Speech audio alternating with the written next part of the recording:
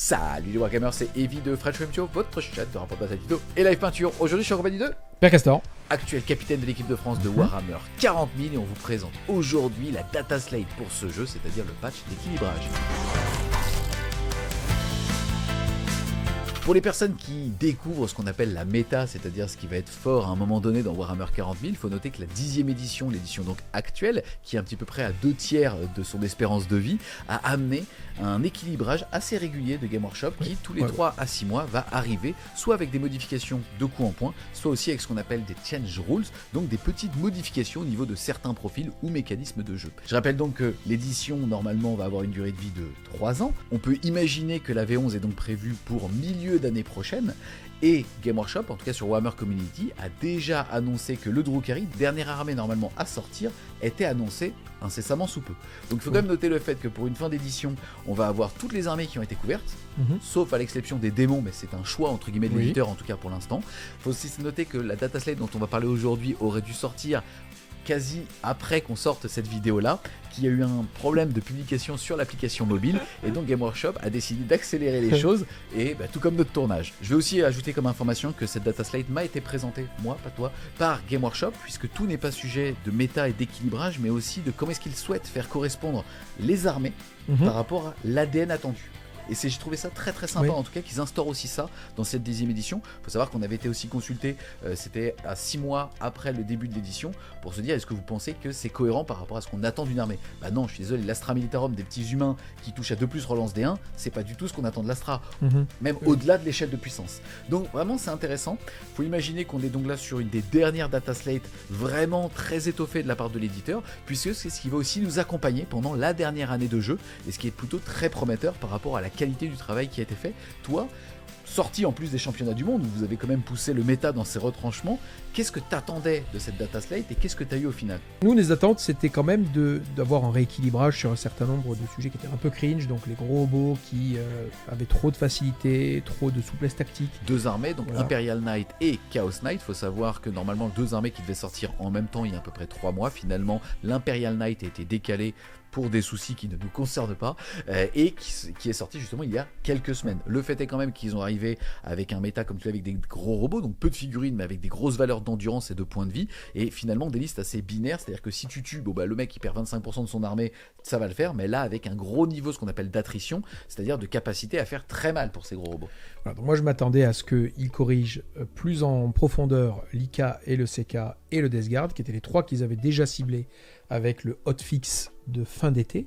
Je m'attendais aussi à ce qu'ils ne le fassent pas pour l'Imperial Knight qui vient de sortir, mais même si je l'aurais souhaité. Et, surprise, on va voir qu'ils ont quand même été très réactifs et ils ont adapté et corrigé leurs erreurs sur le Votan et sur l'Imperial Knight, qui avait déjà fait couler pas mal d'encre alors qu'il n'avait pas été joué juste à la lecture du codex sur certains mécanismes un peu pétés. Donc moi je m'attendais à ce qu'on corrige les gros, à ce qu'on rebuffe les unités qu'on n'avait pas vues depuis trop longtemps. On n'avait pas vu l'Orc depuis trop longtemps, timidement la Sista, l'Adeptus Mechanicus qui est très très swag comme armée mais qui est quand même timide, qui ne revenait que dans les mains de joueurs vraiment très spécifiques comme Golonka. Donc il fallait qu'il y ait quelque chose d'un peu plus punchy. Franchement, je trouve que le travail qui a été fait correspond aux attentes. On attendait également qu'un certain nombre de choses un peu faciles soient corrigées. En TS, il y avait quand même pas mal de frustration quand on voyait la facilité de manifester les spells. Peut-être qu'on va voir qu'ils y sont allés un peu fort, mais en tout cas ils l'ont corrigé. Voilà. Donc, c'était ma prochaine question pour toi. On a un terme qui s'appelle le Nerf Hammer, puisqu'on joue à Warhammer. Et par le passé, l'éditeur, parfois, il allait un petit peu fort. Et plutôt que de rééquilibrer, cassait les mécanismes de jeu. Qu'est-ce que tu penses de cette data slate ? T'as déjà un peu répondu. Je pense que les seuls qui vont vraiment être très frustrés sont les Thousand Suns, qui étaient trop forts de toute façon. Là, tu nous diras quand on passera justement par eux, est-ce que tu penses que c'est mort ou est-ce qu'il y a encore des choses à faire? Mais est-ce que tu penses que ça a été fait de façon assez fine ou est-ce que ça a été assez bourrin? Alors, moi je trouve que tout a été fait de façon assez fine, avec des adaptations assez bien senties dans les équilibrages, même internes. On verra qu'il y a des petites touches, même dans les codex Space. Internes, tous les codex sont traités. Et donc les unités qu'on ne voit pas sont baissées en points, les unités qu'on voit trop sont quand même adaptées. Il y a vraiment un travail d'orfèvre qui est fait, même sur le Thousand Sun où c'est allé assez lourdement. et en même temps, l'impact du Thousand Sun sur différents patrons de table n'est pas le même. Là, je trouve que ça a été fait assez intelligemment dans les mécanismes travaillés, mais il y a une perte un petit peu d'efficacité de l'ADN de l'armée qui risque quand même de faire couiner les joueurs Thousand Sun. Donc là peut-être que c'est un peu fort. Mais honnêtement, je suis pas choqué.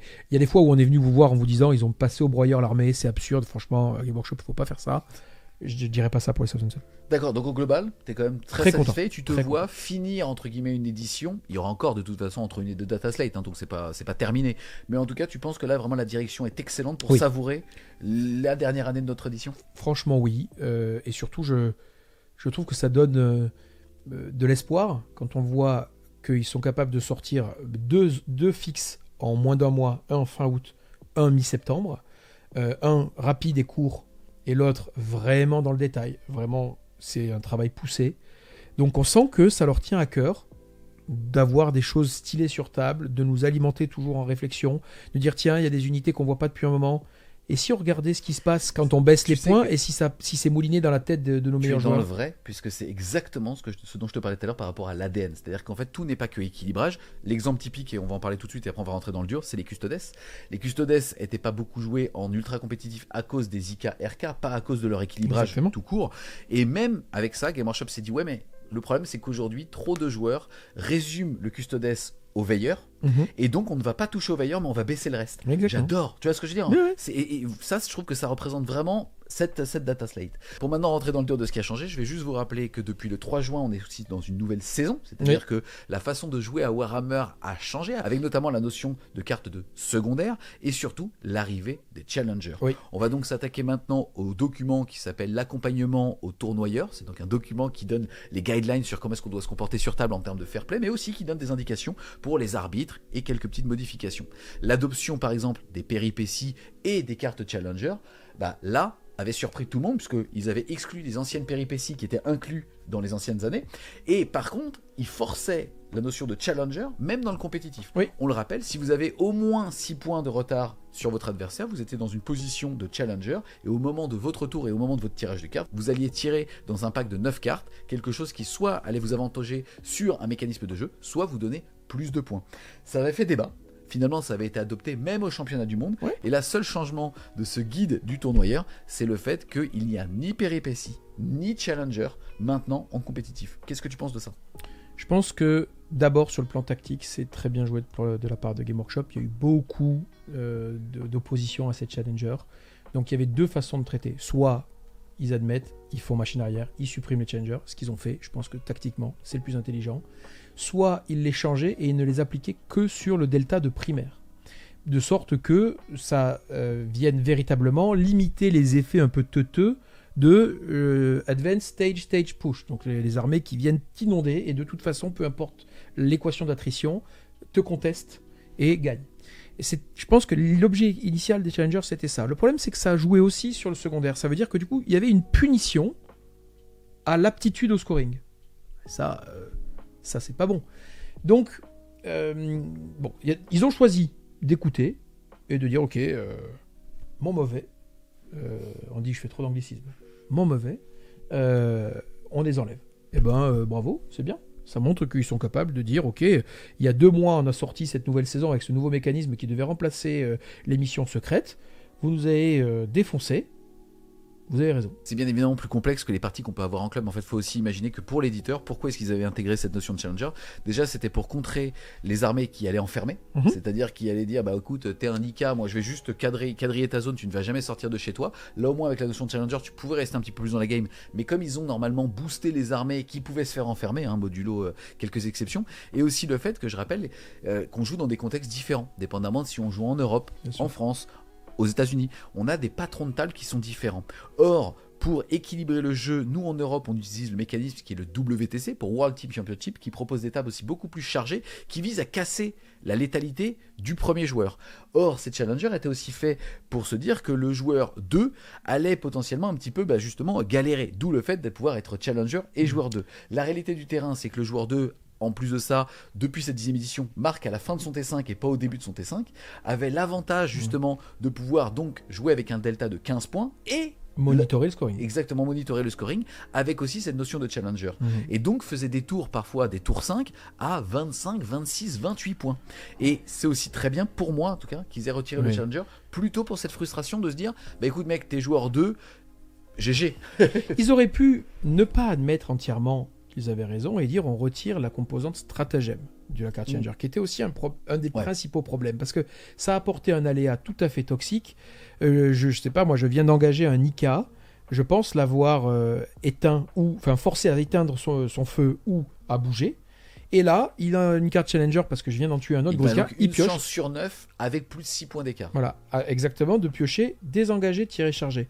Quand vous avez un Atropos qui peut désengager, tirer, charger au tour 3, mais vous pleurez en fait. Moi, j'ai fait un draw au War Master parce que le seul tour où il a pioché une challenger, il a pris désengagé, tiré, chargé avec un Atropos.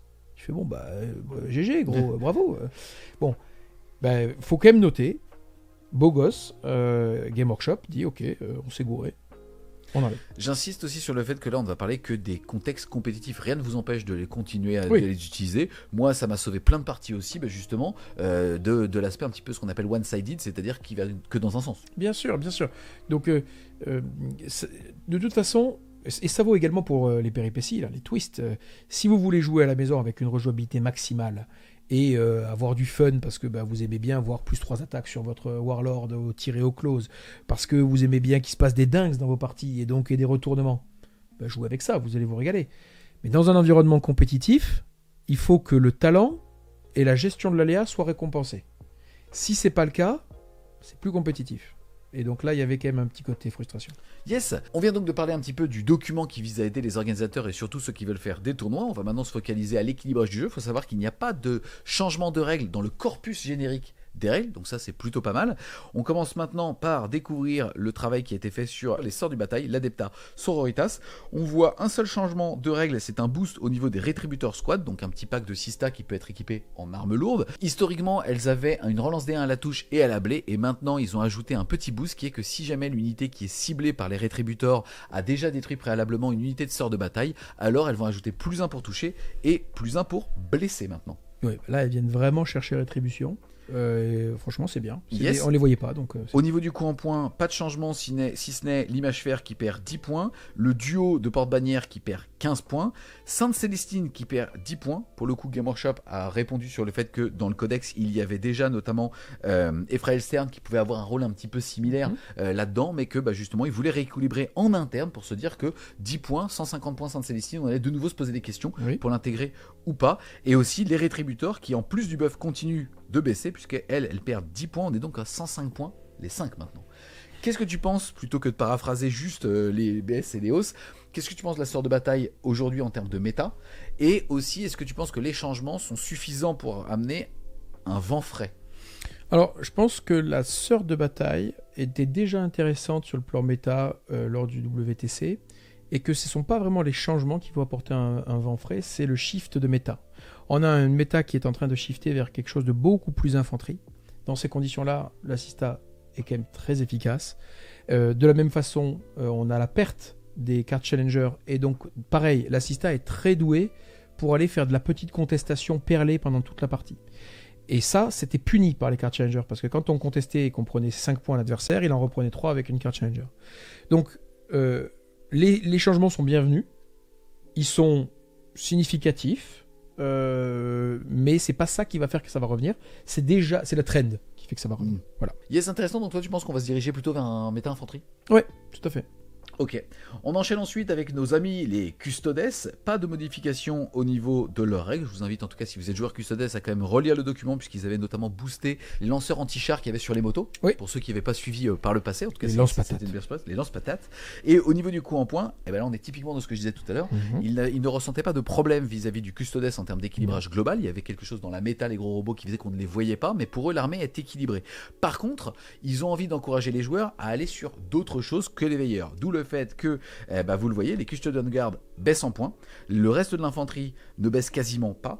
Par contre aussi, changement au niveau de tout ce qui va être Sœurs du Silence, parce que c'était des unités qui n'étaient là que pour faire des actions, des petits screens, gardés chez soi, donc qui n'étaient joués que par des effectifs de 4 ou 5. Là, ils ont envie d'encourager un style de jeu où on va vraiment jouer Sœurs du Silence, et donc ils baissent les coups en points quand on joue des gros packs. Je trouvais ça assez intéressant. Mais c'est une nouvelle granulométrie qu'on a vu apparaître dans les Monitor de Game Workshop sur les 3 dernières éditions, donc les 3 dernières occurrences. Et c'est très bien qu'ils viennent travailler cette granulométrie, qu'on soit pas juste dans une logique linéaire de y a un prix par modèle, et puis tu multiplies par le nombre de modèles. Mais non, en fait, ça n'a pas les mêmes valeurs, il n'y a pas la même intensité en armes spéciales. Donc c'est bien qu'ils adressent ça. Et ça veut dire, du coup, ça donne aussi des bons espoirs sur ce qu'ils ont appris pour la V11.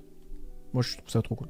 On passe maintenant du côté de l'Adeptus Mechanicus, armée qui a fait beaucoup de yo-yo dans cette édition, armée qui a été présentée dans un moule de V10 beaucoup plus simple qu'elle ne l'était dans les autres éditions où il y avait beaucoup plus de synergie, ainsi de suite. Armée qui avait donc un petit peu déçu et qui, au fur et à mesure des patch notes, a parfois été forte par rapport à un fameux stat check qu'ils avaient sur un nombre de PV avec un Philopane à 5, une invulnérable à 5 et ainsi de suite. Là, il y a eu un quasi rework complet sur l'Adeptus Mechanicus en modifiant certaines armes quasiment toujours vers le haut, notamment au niveau des Zunager, c'est-à-dire des espèces de chars crabes, aussi au niveau de la fiabilité, c'est-à-dire le fait d'avoir donné, jumelé aux armes des petits poulets, des Iron Stridey, et aussi refonte complète de Belisarius Call. Ça, c'est big. Ça a un prix, puisque maintenant il a aussi pris 40 points. Si on regarde les coups en points d'ailleurs de l'Adeptus Mechanicus, il y a juste les Iron Stridey Ballista Rider qui vont prendre plus 5 points par pièce. Normal, quand je viens de vous le dire, ils viennent juste de gagner une relance à la blessure. Ça semble plutôt légitime. Et être dopé par leur primarque, on va le voir. Yes. Et aussi Belisarius Call qui lui va prendre 40 points. Il est donc maintenant à 175 points. Mais vu le bestiau, on le prend tous les jours. En off, c'est aussi ce que Game Workshop voulait en termes d'ADN. Il voulait que Belisarius Call soit considéré comme un primarque et pas comme un mot-clé Battle Line. Désolé de le dire, mais malheureusement, quand tu vois son lore, c'était pas cohérent. Là, il va synergiser toute votre armée, 175 points. Il va avoir des nouvelles aptitudes. À la phase de co, il va pouvoir choisir différentes aptitudes. La plus évidente, c'est le fait que tout le monde à 6 pouces de lui peut avoir -1 pour être touché au tir.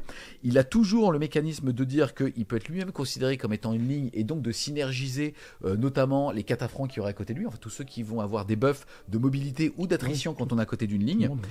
En plus de ça, il va leur donner +1 de contrôle d'objectif, là où avant c'était seulement +1 en commandement. Donc même celui-là va vraiment être intéressant. Et en plus de ça, il a juste une nouvelle aptitude qui est l'équivalent d'un serment de l'instant, c'est-à-dire qu'il va choisir une unité ennemie et toute l'armée va pouvoir relancer les jets de touche sur cette unité qui aurait été maudite. Qu'est-ce que tu penses de l'ADMEC et qu'est-ce que tu penses des modifications? Est-ce que tu penses que cette fois-ci ils sont dans la cible? Parce que moi en tant que joueur ADMEC, et je vais vous le dire, en début de 6ème édition, Fred Shore Game Studio avait investi quasi l'équivalent de 6 000 € pour cette armée. Donc beaucoup de frustration en interne. Tu vois ce que je veux dire? 6 000 €. Fin de la vidéo. Voilà. Bon, maintenant je veux que ça devienne un mot-clé. Est-ce que tu es frustré à hauteur de 6 000 balles? Ouais, franchement ouais. Non mais c'est important de le dire qu'on est sur une armée de niche, une armée magnifique qui est une des seules à avoir une inspiration limite humaine en termes d'ingénierie. Tu vois ce que je veux dire? Et à côté de ça, ça donnait pas envie de jouer parce que c'était mou. Et Game Workshop n'a pas cessé que de lutter. Là en tout cas, moi je peux te dire que déjà depuis la modification des 4 affronts et ainsi de suite, j'avais aimé ce qu'ils avaient fait. Le nouveau détachement Noël était super savoureux. Là enfin, on va se faire respecter sur table. Oui, là, déjà, moi en tant que Space Marine, je vois une unité qui donne à son armée une aptitude, qui est ma règle d'armée. Ça me met en biais, hein. Ça me met en biais. Mais en biais de 6 000 ou pas? En biais de 12 000. Non, franchement, là, ça va être fort. Donc, quand vous êtes en posture défensive, vous êtes en discrétion pour toute votre armée. Quand vous avez juste envie de faire le jeu de la contestation, vous vous mettez en plus d'un objectif contrôle. Quand vous avez des Batman là, qui peuvent bouger de 24 et aller au bout du monde et faire éventuellement une petite queue de cerise pour venir prendre l'aura et du coup être au C2, énorme. Et puis quand vous avez envie de péter la gueule à votre adversaire, vous allez lancer les relances des touches, sauf que cette armée n'a pas été designée pour supporter des relances de touches. Donc il va se passer des dingueries en matière d'attrition. On a des Twin Link, des Cognis Lascanon qui sont touches soutenues, touche à 4, touche soutenue, touche à 4, full relance, c'est touche lance-flamme. C'est 100% de touche. C'est ça la stat. Hein. Donc vous allez avoir des poulets qui bougent en auto-advance à 6 dans le bon détachement pour un PC, donc ils vont bouger d'un bon gros 14 ou 16, je ne sais plus combien ils bougent, mais beaucoup, vont prendre des losses et vont vous tirer dessus à touche à 100%, PA4, et reroll les blesses. Ils vont pas vous rater, quoi. Je veux dire, bon, moi je trouve que c'est très bien. En tout cas, ça donne très envie d'être joué. Je serais très étonné qu'ils ne deviennent pas dominants sur table. La seule chose qui va retenir leur présence et leur prolifération, c'est la faible collection de cette armée parmi les joueurs. 6000 balles. Donc, c'est 6000 balles qui vont nous empêcher de les voir partout. Mais sinon, par contre, désolé, là, vous les jouez 2 par 2, vos petites autruches.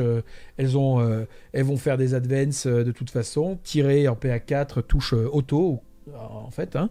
Vous avez Belisarius Call qui est devenu encore plus une marmule parce que 3 tirs de Melta 3, dommage D6 plus 3 du coup en portée de Melta, donc à 9 pouces. Le mec il se défend. Hein. On rappelle que vous pouvez de toute façon, quel que soit le détachement que vous allez jouer, votre règle d'armée c'est la notion de doctrine, vous pouvez soit avoir assaut sur toutes vos armes, soit le fait de transformer vos armes lourdes, donc de ne pas vous déplacer pour avoir un bonus à la touche. Donc c'est une armée qui est super savoureuse et j'entends et je comprends parfaitement ce que tu as dit. Je pense que l'armée n'était pas designée pour recevoir autant de relances maintenant. Oui, parce qu'en fait il y a du touche soutenu partout. Enfin, vous avez quand même des Tazergoat qui viennent de prendre 1 à la PA, qui sont sustain 2. Donc touche soutenue 2 sur de la relance de touche. En fait, ça fait beaucoup plus de touches qu'il y a d'attaque. Donc il va falloir réinventer un petit peu tout ça parce que désormais cette relance de touche elle est énorme. Même l'éradicateur Beamer qui vient de prendre une augmentation en force et en nombre de tirs, je rappelle, il vient aussi de prendre une touche soutenue. Donc là pour le coup c'est designé en même temps que la relance. Donc ça veut dire que vous allez avoir une fiabilité de tir qui va être dingo. Dingo. Voilà. On enchaîne ensuite avec les Aeldari petits. Premier crochet au niveau de nos amis les Xenos. Pas de changement au niveau des règles. Au niveau donc des coups en points, on voit que Azurman baisse. D'après Game Workshop, c'est parce qu'il n'était pas assez mis en avant et assez joué. C'est un problème de points ou de game design. L'avatar de Kain perd 20 points. Les Corsair Voidraven, eux, vont prendre 5 points quand ils sont joués par 5, en perdre 10 quand ils sont joués par 10. Même logique que les Sœurs du Silence tout à l'heure. Ils veulent que ça soit un gameplay et pas seulement des taxes pour pouvoir faire des cordons ou des actions. Les Sweeping Hawk prennent 20 points par 10. J'ai aimé, quand Game Workshop a dit, ils ont dit que c'était une unité qui pouvait faire beaucoup de blessures mortelles et qui ne créait pas de jeu. J'ai aimé cet argument. Et là, c'est rigolo. Donc là, j'ai bien... C'est dur de la part de Game Workshop. Tu parlais du niveau de granularité. Ils sont boostés uniquement quand on les joue par 10. Donc encore une fois, dans une forme de gameplay, ils sont sanctionnés. Et bonne nouvelle aussi, les Razblade, pour ceux qui voudraient jouer du Yenden, perdent 10 points par 5. Et pour finir, les Dire Avenger, unité de saturation de faible force, qui pareil, justement, va perdre 5 points par 5 ou 10 points par 10. Bon, écoute, moi je pense que tout ça est dans la recherche de la recherche de l'équilibrage du jeu. On avait des Hawks qui étaient joués par 30, qui faisaient trop de choses, parce que comme tu dis, ils ne génèrent pas beaucoup de jeux, ils bougent de 16, éventuellement de 16 plus des 6 parce qu'ils vont advance, et là ils vous tirent dessus à 24 en étant en capacité de tout tuer sauf ce qu'il y a de la save à 2 parce qu'ils saturent en critique à 5, létal, mais avant ça ils vont donc aller 5 Mortal Wound. Bon, et tu fais ça 3 fois, donc dans le tour où tu pousses, tu fais 15 Mortal Wound là où tu veux, et tu fais 120 tirs en critique, 5 létal. Donc en fait tu tues à peu près tout, et tu attends carrément au fin fond de ta deployment zone. Donc ils ont raison quand ils disent que ça ne génère pas de jeu, c'est vrai. Donc ils les ont pas non plus rendus injouables. Hein. Tu prends probablement que les Eldar vont continuer à les jouer par 30, et ça leur enlèvera une ressource, donc éventuellement un Corsair. C'est assez fair play. De l'autre côté, c'est cool qu'ils aient baissé l'avatar de Kain qu'on ne voit pas, qu'ils aient baissé d'ailleurs Avenger qu'on ne voit pas, qu'ils aient baissé les Razblade qu'on ne voit pas. Voilà, donc, et puis que serait une Data Slate sans nerf de l'Eldar, franchement. Ils l'ont dit aussi en off. Voilà. Donc je ne l'ai pas dit. Voilà. Donc non, franchement, je trouve que c'est ok. En tout cas, un joueur qui n'aurait comme armée que la Aeldari, pour toi, il est complètement... il peut s'amuser dans tous les cadres de jeu, même en compétitif, il peut faire des très belles perfs. Totalement. Les Banshee restent toujours très utiles. Vous avez des motorisés qui sont toujours très cool. À la fin, vous avez la possibilité d'abuser de votre vitesse et donc de pouvoir générer du jeu au talent sur table. En revanche, vous êtes un Eldar, donc vous n'êtes pas fait pour affronter une horde de Necrons, une horde de Marines qui vous foncent dessus, du chaos. Voilà, il faut être à l'aise avec le fait que vous êtes un peu la quintessence du pierre-feuille-ciseau dans ce jeu asymétrique. Et quand ça vous aide et que vous pouvez pulvériser un mec parce que vous bougez 3 fois plus vite que lui, on ne vous entend pas couiner. Bon, quand parfois ça vous aide pas. Ouais. Ensuite, on passe du côté de l'Astra Militarum, de la bonne vieille garde impériale. Très intéressant aussi. Game Workshop parlait plutôt d'un équilibrage interne pour, encore une fois, créer du jeu. Qu'aujourd'hui, ils étaient relativement satisfaits de cette alliance qu'on pouvait avoir entre de l'infanterie, des chars, qu'aujourd'hui ce qui manquait c'était les gros chars. Ils ont complètement conscience que par exemple un Baneblade est quasiment pas utilisable sur des patrons de table WTC, mais qui pensent quand même justement à un joueur Astra qui a envie de se faire plaisir dans un autre contexte de jeu pour qu'il puisse le jouer. Ils ont augmenté les Rogaldorn qui étaient joués dans quasiment toutes les listes abusées et même au niveau des tank commanders. Par contre ils ont baissé une bonne partie aussi d'autres infanteries pour pouvoir justement compenser tout ça. Rappel aussi du fait que Leontus, le seigneur solaire, a perdu 20 points. Ah ouais. Donc lui pour le coup il va sans doute redécouvrir les champs de bataille, donc ça c'est très très très cool. Diminution aussi des fantômes de Gaunt qui était quand même un atout, mais ultra appréciable de tous les joueurs gardes impériaux, mais qu'on ne voyait plus trop à cause justement de certains paliers de coups en points. Là, qu'est-ce que t'en penses ? Écoute, moi je suis assez d'accord avec eux sur l'ADN que devrait avoir l'armée. Une sorte de combinaison entre la chair à canon qu'on envoie pour l'ouverture et puis des gros tanks qui sont là pour quand même envoyer des obus, quoi. Donc après, je suis pas un grand fan des titanesques. Si ça permet aux titanesques de revoir les tables, tant mieux. C'est toujours possible en table WTC, mais dans un seul détachement où ils peuvent traverser les murs. Là, c'est possible pour un PC. Je suis content qu'ils aient baissé Leontus, qu'ils aient baissé les fantômes de Gaunt, parce que toutes ces unités nommées, elles ont quand même un swag énorme. Et donc, ne pas les voir, c'est souvent un peu dommage. C'est normal qu'ils aient augmenté les Rogals. C'est normal, et puis après le reste, j'attends de voir. Je trouve que c'est pas une armée qui ait besoin d'être buffée, et qui en fait globalement se retrouve buffée, parce que les temps comme des Rogaldorn, au mieux vous en jouiez 2, donc vous avez pris 20 points. Par contre, vous aviez envie de jouer Gaunt, vous avez perdu 10 points. Vous aviez envie de jouer, vous pouvez rejouer le Lord Solar Leontus, vous venez de gagner 20 points à nouveau, et on sait qu'ils avaient déjà baissé lors du dernier MFM les boules green. Ma petite crainte quand même, c'est de revoir venir, et d'ailleurs c'est déjà un peu le cas, hein, Nico a pas raté le coche, pour le Big Four il en a sorti, et puis même Nassim avant lui au WTC, les trucs qui étaient un peu toxiques, c'est-à-dire les murs de boule green. Bon. Donc on va voir, mais oui, l'interaction infanterie-tank est assez cool. Yes. On fait un petit détour du côté de certains chapitres Space Marine. On voit au niveau des Black Templars pas de changement de coup en point, trop tôt aussi pour eux. Qu'est-ce que t'en penses toi aujourd'hui des Black Templars par rapport à la sortie ? Ça sonnait comme très fort. On sait que t'es un joueur Black Templar qui les avait joués d'ailleurs en équipe de France. Est-ce que tu penses qu'aujourd'hui nécessite un ajustement, ou on est plutôt confortable par rapport à ce qui se fait en Marines ? Non, je pense qu'il ne nécessite pas d'ajustement, parce que ceux dont on aurait pu avoir peur, c'est le retour de la Black Tide que j'avais sorti il y a 2 ans. Cette fois-ci, en plus de ça, ça surge. Là, ils se sont organisés pour que les mécanismes d'attrition qui lui sont attribués soient pas aussi stupides. Comme tu as perdu le serment de l'instant, tu peux plus aller relancer tous tes jets pour trouver des touches soutenues, touches létales, crit 5. Donc tu peux essayer de le reconstituer, mais ça va pas marcher de la même façon. Donc, et puis tu es quand même assez lent, parce que tu bouges de 6, même si tu le mets dans un détachement où tu peux advance charge. Donc ce qu'on voit, et ce qui est très méta actuellement, en tout cas pour l'instant, c'est des gameplays embarqués, avec des répulsors exécutionneurs qui, eux, peuvent relancer les touches nativement dès qu'il y a une unité qui a Black Templar à 12 de la cible. Donc c'est quand même très... ça a beaucoup de valeur. En plus de ça, tes transports. Donc dans ces conditions-là, le gameplay qu'on pourrait voir, c'est soit, si on a vraiment le courage de le faire, moi je pense qu'il faudrait avoir le courage de le faire, pour l'instant je ne le vois pas trop, c'est dans le détachement transport. Je dis le courage parce que on perd un certain nombre de souplesses, on perd des advance charges, on perd l'Armor of Contempt, donc c'est un peu dur, hein. Donc c'est un peu expérimental. Mais ce qu'on voit beaucoup par contre, c'est ça plonger dans un environnement Gladius, parce que du coup tu as un mouvement réactif qui te permet de réembarquer, tu as l'Armor of Contempt, tu peux advance charge, tu peux augmenter ta PA, tu peux faire plein de choses. On le voit également, là au Big Four, Hugo le joue en Stormlance, donc avec Advance Charge permanent, Fallback Charge permanent, Reactive Move de 6 flat, mais moins de toolbox pour pouvoir, je sais pas, taper en mourant ou augmenter la PA. Pour l'instant, ça c'est ce qui a l'air d'être le plus stable. En tout cas, toi, t'es pas ému par le fait que Le Non. BT ne change pas, ni Ça en ne bien mérite ni en pas. mal. Ça ne mérite pas à ce stade en tout cas. Ok, on passe maintenant du côté des Blood Angel. Je sais qu'en amical, le Blood Angel pose un peu problème parce qu'il y a beaucoup de ressources. En compétitif, je ne sais pas. Il n'a pas été retenu, en tout cas par vous, au championnat du monde, Non. puisqu'en fait vous aviez préféré le Space Wolf, mais d'autres pays jouaient, eux, Blood Angel. Un Là, tiers décideur.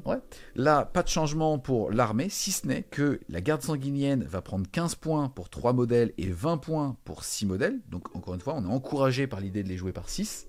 Et modification des règles, puisque, alors déjà, que ça soit les lames ou les lances touchent maintenant à 2+. Et tu as plus une attaque quand tu as une lance parce que tu as -1 en PA versus la lame. Voilà, donc ça c'est franchement un bon équilibrage parce qu'on ne voyait jamais les lances.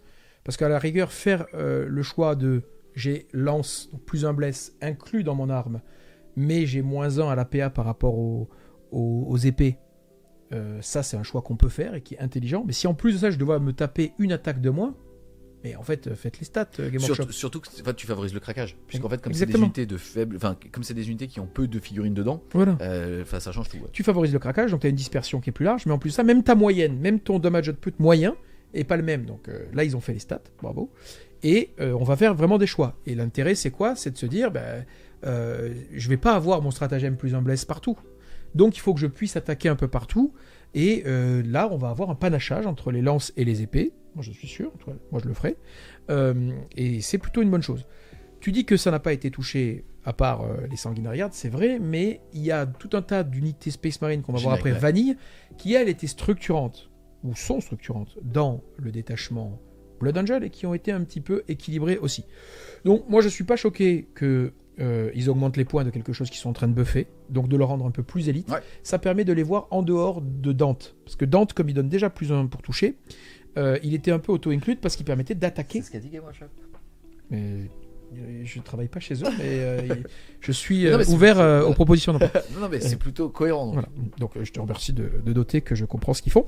Et donc et les lances, effectivement, avec un capitaine, on va pouvoir les voir par 2 packs, ça va être trop cool, ou par petit pack de 3, parce que du coup, quand t'es un pack de 3, tu touches à 3, bah, ça veut dire que tu fais 12 attaques, touches à 3, Donc, tu passes sais sur même pas les ce qui va se joueurs. passer. Ouais, exactement. Là, tu touches à 2, tu tues 5 marines, sans problème.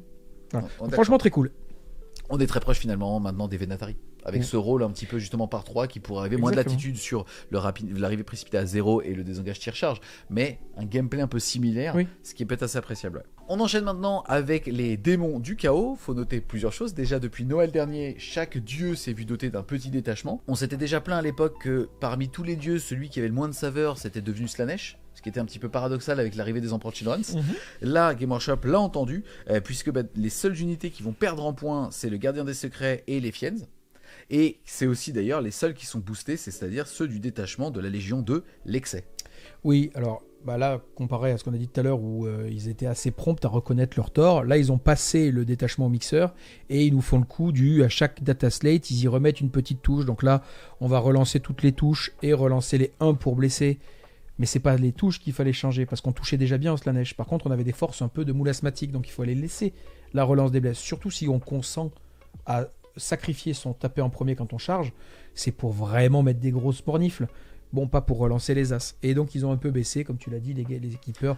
Il va falloir attendre 2 ou 3 data slates de plus pour pouvoir retrouver quelque chose de vraiment punchy. Yes, ce qu'on vous dit ici sur Slanesh va aussi fonctionner quand on s'attaquera aux Emperor Children's par rapport au fait que Game Workshop ait envie de beaucoup plus séduire les joueurs, mais quels qu'ils soient quand on parle des joueurs du chaos, pour intégrer des démons à leur détachement marine ce générique. Et là, pour le coup, ça a plus de valeur parce que les baisses de MFM sont véritablement appréciables, donc dans les baisses de points. Et s'ils sont plongés dans des environnements de jeu beaucoup plus équilibrés comme le Codex Emperor Children, alors c'est différent. Exactement. Ensuite, on va passer du côté des Chaos Knight. Pas de changement de coût en points puisqu'ils avaient déjà été augmentés suite justement au patch d'urgence qu'il y avait eu fin août. Par contre, équilibrage au sein des différents détachements, notamment le détachement infernal. Je rappelle que c'est celui qui vous propose à la phase de commandement de maudire vos figurines contre un test de commandement. Si le test de commandement, et je rappelle que c'est 6 pour les gros, 7 pour les petits, donc normalement plus d'une chance sur 2 d'y arriver avec les deux. Quoi que là, vous êtes maudit, mais si vous le ratez, vous prenez des 3 blessures mortelles. Cette malédiction, vous allez pouvoir la lever en gagnant un bonus, soit un bonus au mouvement, soit un bonus à la létalité en gagnant touche soutenue ou touche fatale sur une activation, soit, et c'était là où il y avait un problème de game design, une invulnérable à 5 au tir et au corps à corps, là où normalement la faiblesse de ces gros robots, c'est qu'ils n'avaient pas d'invulnérable au corps à corps, et en plus de ça, ils héritaient d'un insensible à la douleur à 6. Là, Game Workshop dit que si tu vas chercher l'invulnérable à 5, tu n'as pas l'insensible à la douleur, et l'inverse est vrai aussi, c'est-à-dire que tu vas chercher l'un ou l'autre via cette malédiction. Écoute, moi je trouve que c'est appréciable comme choix. C'est léger, hein, on est encore dans des petites touches. Hein, mais le fait de dire, écoutez, vous allez toujours pouvoir le mobiliser dans la version insensible à la douleur à 6 quand on va vous tirer dessus. Donc ça change pas, vous allez pouvoir être toujours bien con au tir, hein, un vue à 4 pour un PC et Phenopain à 6. Mais lorsqu'on va venir vous chercher au corps à corps, il faudra faire un choix entre les deux, et naturellement ça sera le 5+ invulnérable. Si l'adversaire est en capacité en tout cas d'investir de la grosse PA pour vous taper, et donc vous n'aurez plus des hyper résistances, ça fait une différence. Donc moi ça va dans le bon sens, c'est léger. D'accord. Par rapport au dernier changement de coup en point qu'ils avaient appliqué, je le rappelle, sur Chaos Knight, Imperial Knight et Death Guard, est-ce que tu penses que c'est suffisant? J'imagine que oui, puisque tu as dit que la méta allait sans doute aller plus vers de l'infanterie. Alors j'ai dit que le méta allait sans doute aller vers plus d'infanterie, mais au Big Four, nous avons tous un Chaos Knight suédois. Voilà. D'accord. Donc en fait, on a payé une alliance, excuse-moi, de gros et de petits et de démons. Ouais. Et de démons. Donc en fait, le Chaos Knight suédois, c'était Rotigus, 4 petits, 3 gros, une bête de Nurgle, 3 Nurgling. La baisse en points, en tout cas l'augmentation des points liés au hotfix de cet été fait perdre un petit. Donc tu peux jouer Rotigus, 3 petits, 3 gros, une bête. On a tous fait plus ou moins ça. Certains ont enlevé Rotigus, nous on a enlevé Rotigus chez ce micro-stillant pour mettre plus de bêtes. D'autres l'ont laissé et ont enlevé des petits pour mettre encore de plus de bêtes. Bon. Donc ça reste toujours très dominant, en tout cas dans la méta actuelle. Après il faut voir la prochaine méta avec de l'Admech qui va arriver avec des Lascanon Twin Linked Sustain. De Ravengard qui va pouvoir revenir éventuellement en up and down de Centurion Devastator. Peut-être qu'ils vont en avoir marre les Chaos Knights de se faire tirer dessus comme des oufs. Donc on va voir. Autre modification, c'est dans le détachement Lord of Dread. Vous savez, c'est le détachement qui vous propose l'aptitude de rendre un objectif ce qu'on appelle sticky, c'est-à-dire vous pouvez vous en éloigner et garder le contrôle, mais là c'était avec un contrôle d'objectif de 5. Or cette aptitude c'était à n'importe quelle phase. Maintenant c'est uniquement à votre phase de commandement. Oui, tout à fait. Bon, c'est bien, ça évite les oiveries, donc c'est bien. Yes, et aussi, on rappelle qu'un des chevaliers les plus peu chers, c'était l'Abominant, qui avait 2 aptitudes. La première, c'est de cibler une unité ennemie et lui faire faire un test d'ébranlement, ça n'a pas changé. Et l'autre, c'est le fait, sur toutes les unités à 9 pouces, de jeter un dé, et sur un 3+, de faire des 3 blessures mortelles. Sauf que comme c'était le moins cher, et que notamment certaines listes au WTC voulaient jouer si gros, ils allaient en chercher 2 à 3 des Abominants. Là, ils ont fait une modification très intéressante, c'est le fait qu'une unité ennemie ne peut pas être sujette à plus d'inprout psychique, même s'il est dans l'aura de plusieurs Abominants. Exactement. Donc si on est au milieu des Abominants, on prend pas 3 des 3 mortels. Voilà. C'est bien. Yes, on passe maintenant du côté des Space Marines du chaos. Pas de changement de règles. Au niveau des coups en points, c'est très très très subtil, notamment l'équivalent de leur primarque, en tout cas le chef de la 13e croisade, c'est-à-dire Abaddon le Despoiler qui perd 10 points, il passe donc à 270. Les Land Raiders passent de 240 à 220 points, et je vous le dis tout de suite, c'est une harmonisation qui est sur tout le jeu, c'est-à-dire que tous les Land Raiders vont perdre 20 points. Augmentation néanmoins de la Dark Commune avec plus 10 points, et enfin le petit Venom Crawler, la petite araignée, qui elle perd 10 points, est à 110 points. Est-ce que tu peux nous parler, au-delà, encore une fois, de paraphraser ce qui monte et ce qui descend, de comment était le méta au sein des Space Marines du Chaos, parce que c'est une armée qui peut tout faire. Elle peut faire du corps à corps de sanction, elle pouvait aussi faire du tir qui était plutôt cool, notamment avec un Abaddon, et là il perd 10 points. Est-ce que ça veut dire que c'est là que l'éditeur vous nous emmenez? Bref, est-ce que tu peux nous parler un petit peu de la méta SMC? Je pense qu'on peut pas prendre des modifications aussi faibles et en déduire des shifts méta. Par contre, comme tu le dis, ça a beaucoup de richesse de build, le Chaos Space Marine, et donc ça s'adapte en fonction de la méta, et donc c'est hyper présent si jamais ça a des cibles hyper présentes, et ça l'est moins si jamais ça se fait péter la bouche. Donc cet été c'était pas très présent, mais il y avait quand même les États-Unis qui sont venus avec une liste Chaos Cult avec des Dark communes. Il y a de notre côté, on est arrivé avec un Bile, c'est encore joué au Big Four, donc en fait ça fait partie des unités un peu, enfin en tout cas des codex toolbox, donc boîte à outils, où on peut vraiment aller chercher ce qu'on veut. Notamment, par exemple, là, Paul, il arrive, donc Red Slot arrive avec une liste au Big Four qui inclut des noise, donc en raider, pour augmenter la pénétration d'armure et l'efficacité de ces noise. Donc j'imagine que lui a anticipé une méta infanterie, et quand tu peux tirer sur des infanteries, force 5, in your cover, PA2, pour un PC, relance les blessures si t'es sur un objectif. Ouais, tu déboîtes bien Ouais, tu déboîtes. Donc pour toi, c'était plus méta-dépendant que balance-dépendant par rapport au Spaceman du chaos. Absolument. Ok. Je ne ferai pas de blague sur le fait qu'on reste dans le chaos, mais on passe du côté des Dark Angel. Je préfère que tu évites ce genre de blague. Exactement. La seule modification des coups en point, c'est le fait que le Dark Shroud, donc ce petit speeder qui permet de mettre à couvert les unités à côté de lui, perd 15 points. Couvert et stealth. Ouais, et moins ça touche en effet. Ouais. Donc mine 2, il est à 100 points ce petit speeder. Et c'est pas tout. Non. Laisse-moi finir au niveau des speeders. Puisque, enfin les gars, la façon d'assembler le kit, c'est soit Dark Shroud, soit Speeder Vengeance. Oui. Ils ont enfin rajouté un dégât au plasma. Parce qu'on savait pas pourquoi est-ce qu'on pouvait les jouer. Alors c'est une vieille figurine, personnellement j'en ai 5 entre Dark Shroud et Vengeance, parce que j'adore la figue, parce que ça reste des speeders, et je suis trop content de me dire qu'en tout cas on peut les sortir en ayant moins con, et en étant un petit peu plus respecté sur table. Je trouve ça trop cool. Ils étaient grotesques, là ils sont vraiment ok. Ouais, ensuite, harmonisation, et là pour le coup pareil, message de Game Workshop qui saupoudrait tout ça. Ils voulaient que les Primarques, entre guillemets, de l'Imperium soient des stratèges, et potentiellement un dueliste, je pense, de Lionel L. Johnson, et que du côté du chaos, ça soit plus des bourrins et qu'il y ait plus d'attitude un petit peu égoïste, tu vois ce que je veux dire là-dessus. Et donc, ils harmonisent Lionel L. Johnson avec Robot Guilliman, et maintenant, il peut choisir 2 aptitudes de Primark, en plus du buff qu'il avait eu en début d'année, on le rappelle. Qu'est-ce que tu peux me dire sur justement toutes ces modifications, et aussi comment est-ce que ça risque d'être impacté par rapport aux autres modifications Space Marine, un peu comme tu l'as fait avec le Blood Angel? Bon, déjà, on apprécie beaucoup la refonte qui avait déjà eu lieu de ses pouvoirs qui le rendent extrêmement swag. On voit que c'est pas suffisant parce que son environnement de jeu est pas clair, il n'y a pas le plus 1 pour blesser, ce sont des unités qui sont extrêmement élites. C'est pas évident pour le Dark Angel de trouver un angle où il s'illustre bien. Donc allez le buffer et surtout équilibrer avec l'autre Primark, c'est cohérent.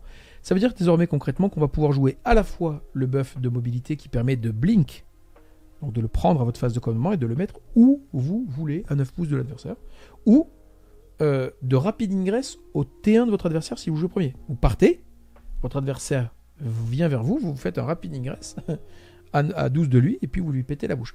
Donc ça, vous allez pouvoir l'avoir, plus celle qui dit relancer les as pour toucher et pour blesser. Donc soit vous avez mobilité plus attrition, fiabilisation même du dueliste, soit vous avez mobilité plus résistance, puisque la dernière aura, c'est insensible à la douleur sur les blessures mortelles, à 4+, à 6 pouces de lui. Donc moi je trouve que c'est très bien. On a un personnage qui est quand même assez toxique pour l'adversaire, surtout si Game Workshop se charge de limiter les blessures mortelles attribuées. C'est pas encore le cas, parce qu'ils ont juste augmenté de 20 points les Hawks, ils n'ont pas changé leurs règles. Parce que je dis ça parce que on a un dueliste qui a une invulnérable à 3, -1 pour être blessé. Donc typiquement, là, si vous voulez le garder et ne plus avoir ces problèmes de blessures mortelles, vous laissez de façon permanente l'insensible à la douleur à 4 sur les blessures mortelles, une invulnérable à 3 et -1 pour être touché, et puis derrière, il blink ou il augmente ses dommages.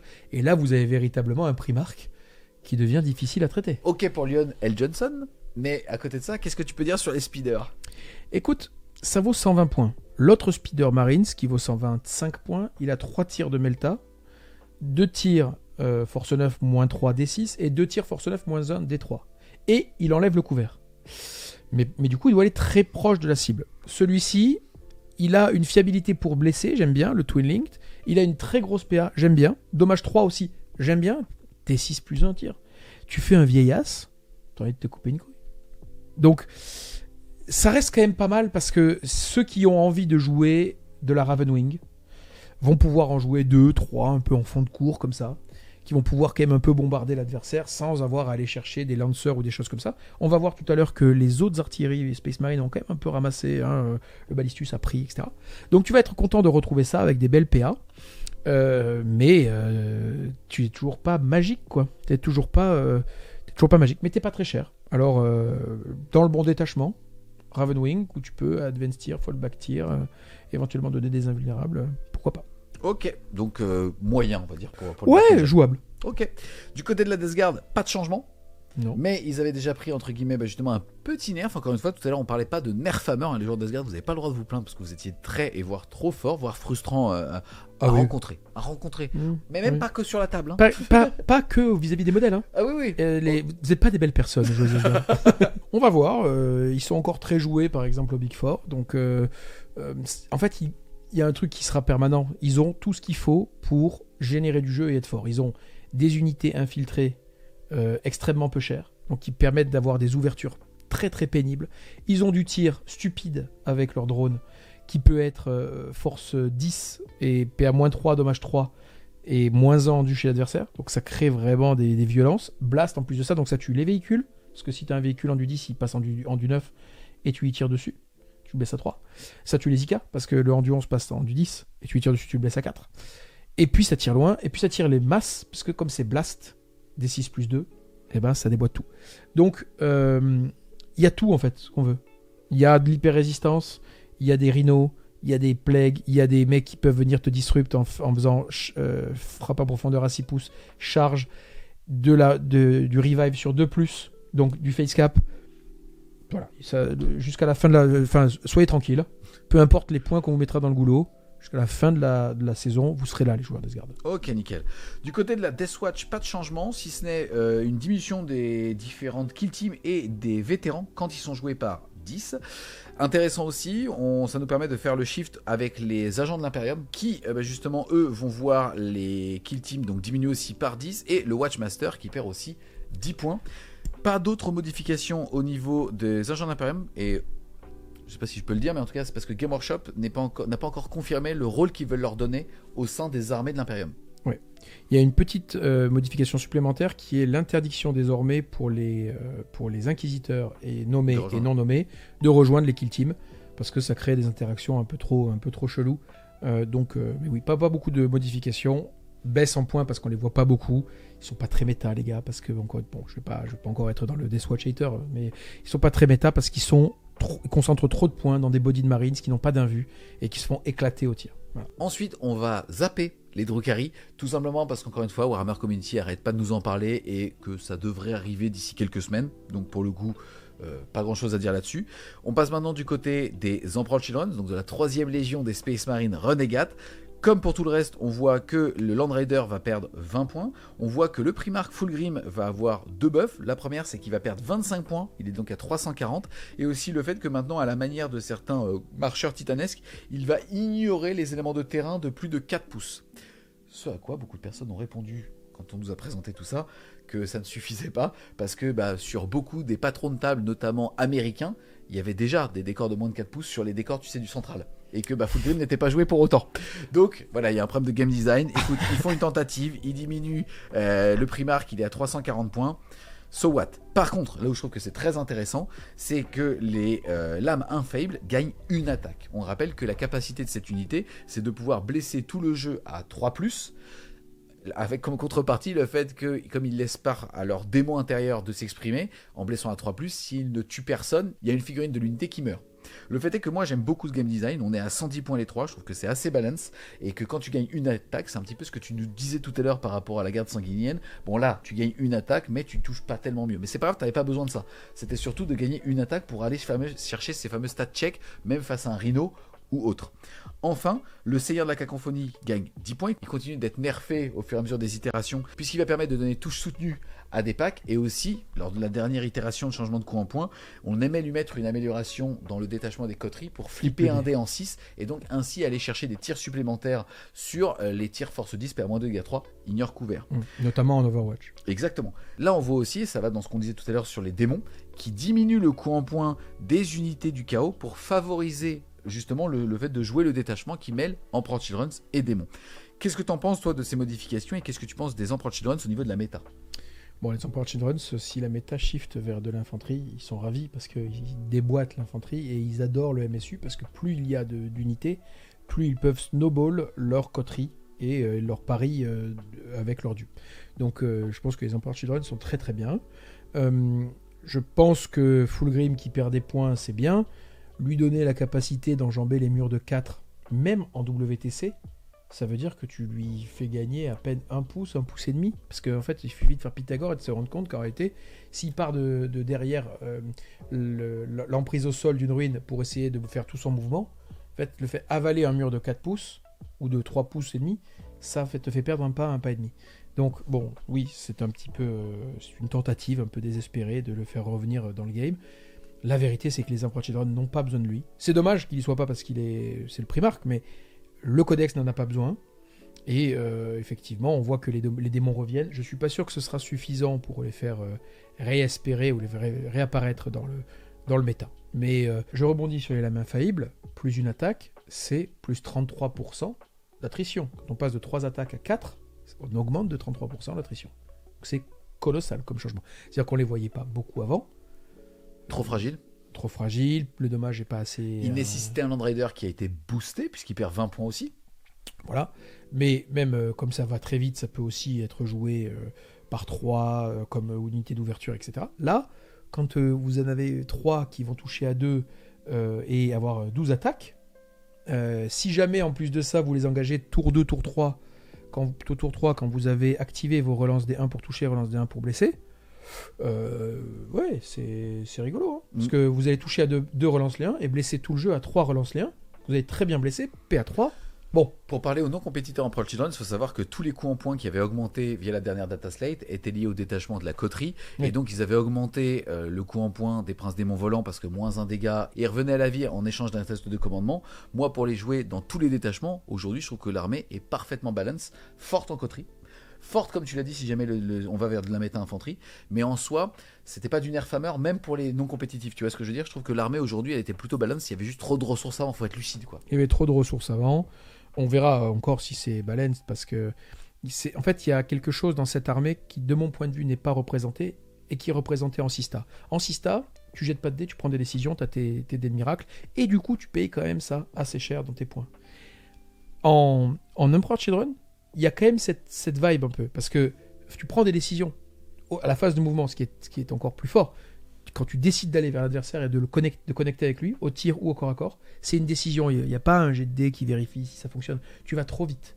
Tu décides de dépolariser ta game et de faire un flanc refusé pour concentrer de la ressource sur un espace qui est un peu faible chez l'adversaire. C'est une décision aussi.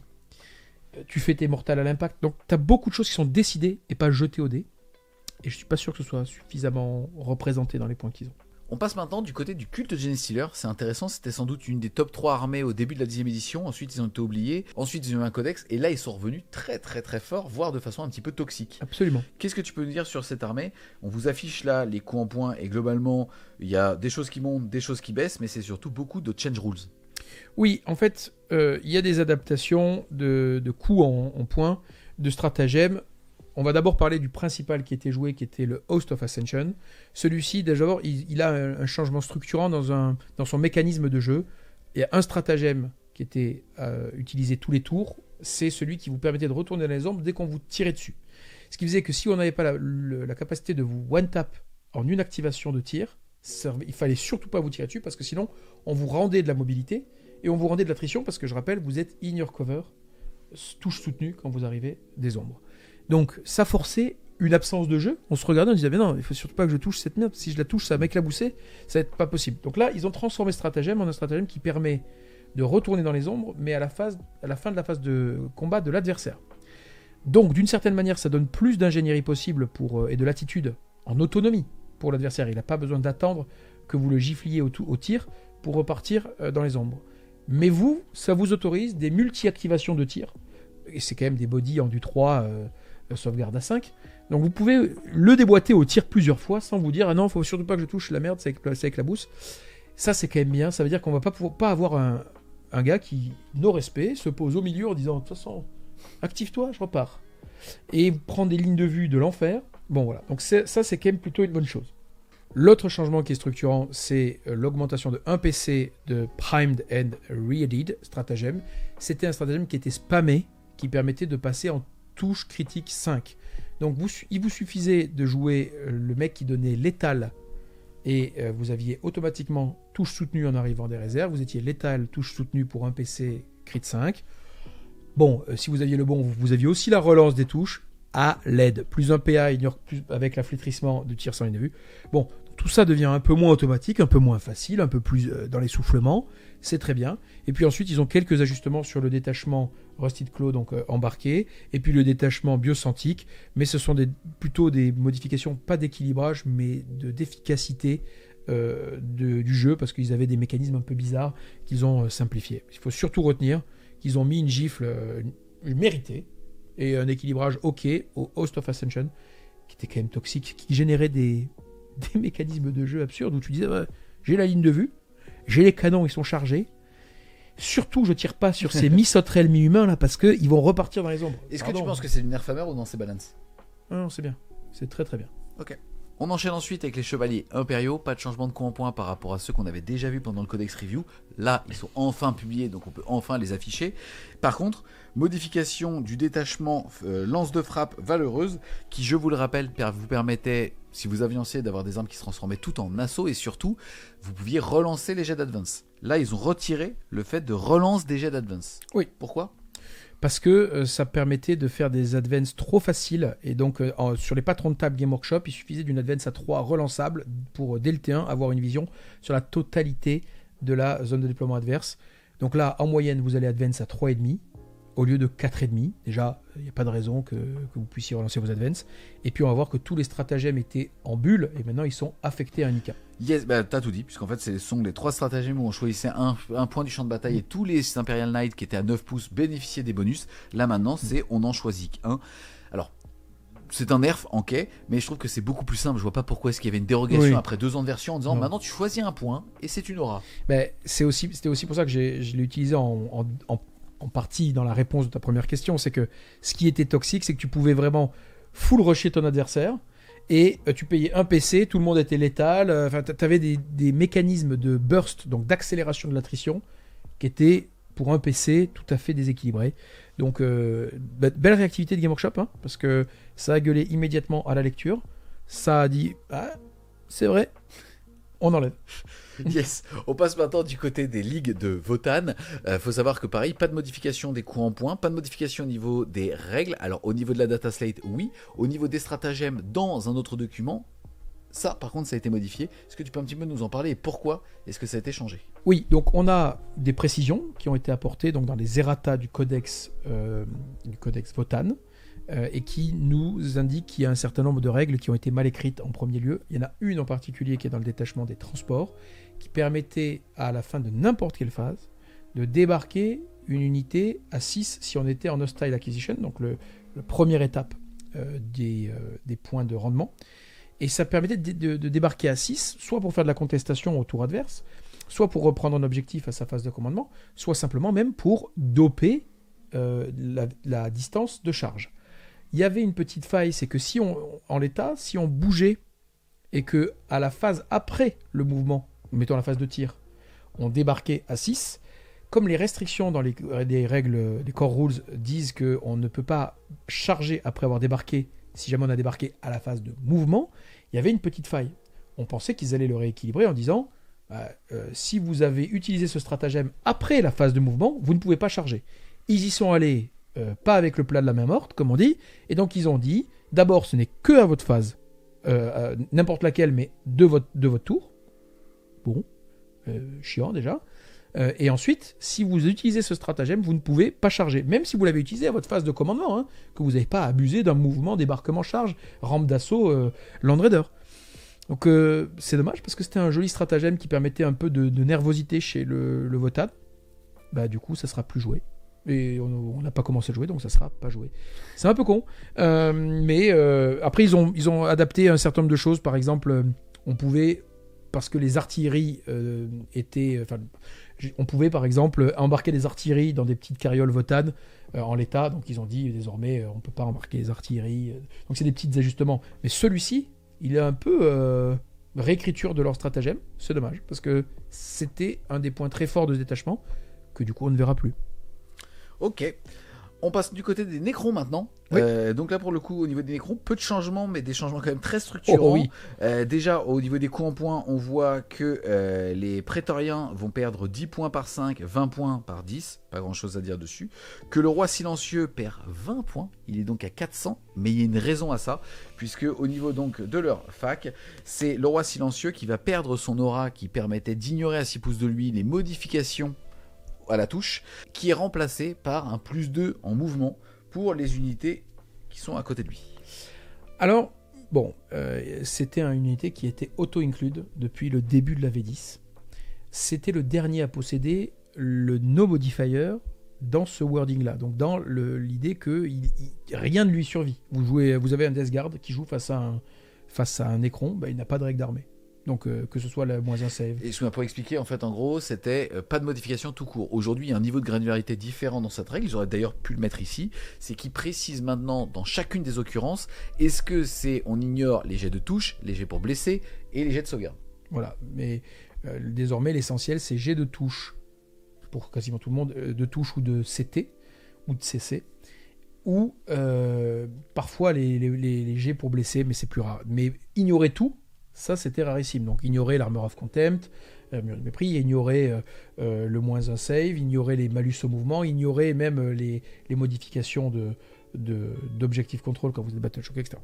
Donc c'est une nouvelle ère qui s'ouvre pour le Nécron parce que ça sera un nouveau gameplay à envisager. Moi je suis pas un spécialiste joueur Nécron, mais quand même, quand je vois plus de mouvements, c'est pas nul du tout. Ça veut dire que vous allez avoir des Scorpecs qui vont bouger de 10. Vous allez avoir aussi des Vrace qui n'ont pas été touchés. Rappelons-nous de ça, parce qu'on pleure pour les Nécrons, mais les Vrace ne sont pas touchés. Et ils pourront aller comme des fous hyper vite. On pense aussi à un gameplay en Star Shatter, qui va pouvoir bénéficier du plus de mouvements auto-advance assist, donc avoir des énormes nervosités. Quid de ce bonus de mouvement lorsqu'il est appliqué à des mouvements réactifs issus éventuellement de Star Shatter. Donc voilà. Donc on va voir. Ça reste quand même cher désormais parce que il était rare que le prince donne son relance des 1 à la touche et à la blesse parce que souvent les attritions sont loin du château Nécron. Il se le donne à lui-même éventuellement ou au Doomsday Arc. Donc peut-être qu'on va libérer 400 points et trouver encore plus de saloperies Nécrons qui vont venir vers vous. Ou alors on va avoir des saloperies Nécrons qui bougent très vite. Why not ? Écoute, à voir en tout cas. Ensuite, on passe du côté des orques. Et là, à tous nos amis, les peaux vertes, vous allez kiffer vos races. Oui. Alors les gars, vous allez kiffer que ce soit au niveau de l'ADN de l'armée, que ce soit au niveau des coups en poing. Ça donne pas l'impression que ça va être toxique au tir avec le Mordaka qu'on avait pu avoir par le passé. Ou même dans les anciennes éditions, avec justement tous les buggy. Là, globalement, déjà si on vous affiche ici les coups en poing, vous voyez que beaucoup de choses baissent. Rien n'augmente de toute façon. Tout va vers le bas.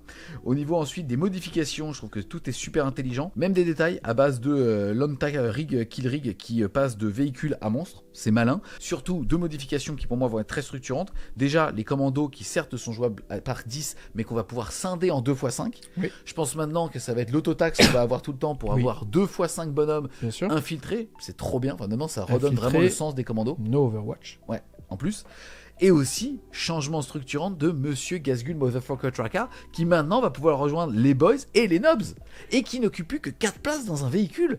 Honnêtement. Il va monter à une époque, il ne pouvait juste pas monter dans les trucks, maintenant il prend 4 places dans un truck. C'est génial. Honnêtement, j'espère que tous les joueurs orcs savourent ces modifications, parce que je trouve ça très galvanisant, quoi. Donc au début, on n'arrivait pas à le rentrer parce c'était un turbo gros cul. Maintenant, il prend que 4 places dans un battle wagon. Surtout, il va pouvoir être accompagné de nobs et de boys. Donc on va pas être obligé de se fader des taxes hyper chères de méga nobs ou hyper lentes. Et puis il va surtout doper des unités qui vont être beaucoup plus larges. Donc le buff de leader va s'appliquer, si on le souhaite, à des unités beaucoup plus grosses. Par ailleurs, ces unités beaucoup plus grosses vont aussi donner une résistance différente. Et dans certains détachements, on peut avoir, je rappelle, des -1 pour blesser sec. Donc ça donne une vraie vibe. Mais là, on sent que c'est un travail sur toute la data slate. Redonner ses lettres de noblesse aux leaders charismatiques nommés. Il y a un vrai travail, c'est cool parce qu'on veut les voir en fait. On n'a pas envie de ne voir que Magnus sur table en fait. Yes, par rapport aux orques, là globalement, tu penses qu'ils vont aller où? Parce que c'est très intéressant. Ce qui baisse, c'est globalement que du tir, mais ils n'avaient pas de problème, si ce n'est suite à la sortie de leur codec quand ils avaient fait x2 sur les Meganobs. Globalement, ils n'avaient pas de problème pour moi de PV sur table. Tu vois ce que je veux dire? Là, on va se diriger vers un méta qui est plus infanterie. L'orc aime aussi ça, puisqu'il chasse l'infanterie, puisqu'il collectionne les dents.